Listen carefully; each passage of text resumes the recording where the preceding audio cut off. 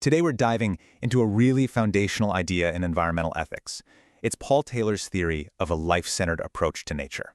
And look, this is a system that's designed to completely reframe how we think about our moral relationship with the planet. And believe me, it all kicks off with one very, very challenging question.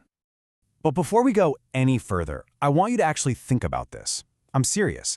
Are we as humans inherently more valuable than, say, a blue whale, or a giant redwood tree, or even the bacteria living in the soil?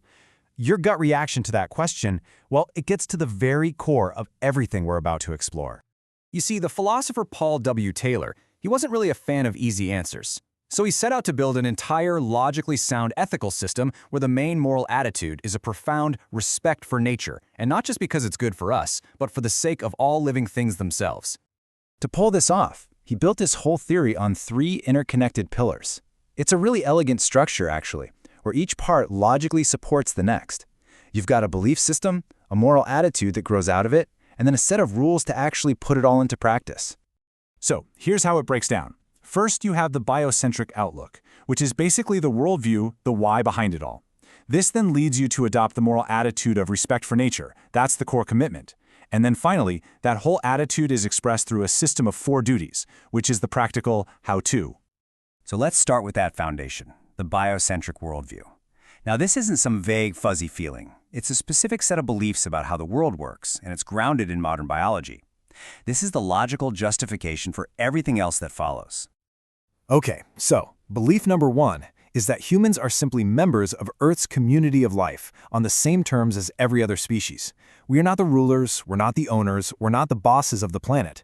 We're just one part of this huge interconnected family, and our own well-being is completely tied to the well-being of the entire system. And that leads directly into the second belief, which is all about interdependence. The natural world is this incredibly complex web. Every single organism, every ecosystem is connected. The survival and the smooth functioning of the whole thing depends on the health of every little part. It's one big, unified system of mutual dependence. Now, this one sounds a little academic, right? Teleological centers of life. But the idea is actually pretty simple. It just means that every single organism, from a tiny little amoeba all the way up to a giant whale, is pursuing its own good in its own way. It has a goal, a purpose, what the ancient Greeks called a telos, and that goal is to survive, to develop, and to flourish. And here we go.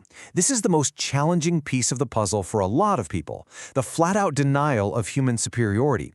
Taylor's argument is that, yes, of course, humans have unique abilities like reason and morality, but, and this is a big but, those abilities don't make us inherently better or more valuable than any other living thing. They just make us different. And this quote from Taylor himself just nails it. What he's saying is that the moment we genuinely let go of this deep-seated belief in our own superiority, that's the moment we become truly capable of respecting nature. It is the key that unlocks the entire ethical system.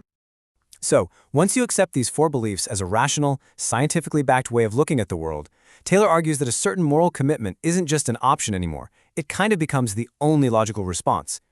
And that response is the attitude of respect for nature. Now, this isn't just about feeling good on a hike or enjoying a sunset. It's a reasoned commitment. It's deciding to view every single organism as having inherent worth completely on its own. You recognize it has a good of its own, that goal we just talked about, and that this good is worthy of our moral consideration and protection. Okay, so we've got the belief system and the moral attitude. But what does that actually mean for what we do every day? Let's move to that third pillar and see how this all gets translated into a practical system of rules, our 4 duties to nature. These are the rules of the road, so to speak. They're the concrete principles that guide our actions. We've got the duty to do no harm, the duty to let things be, the duty of fidelity or trust, and finally, the duty of restitutive justice, which is all about making things right. So the first 2 duties are mainly about restraint, about what we shouldn't do. Non-maleficence is pretty straightforward. It's our duty not to kill, injure, or harm any living thing or ecosystem.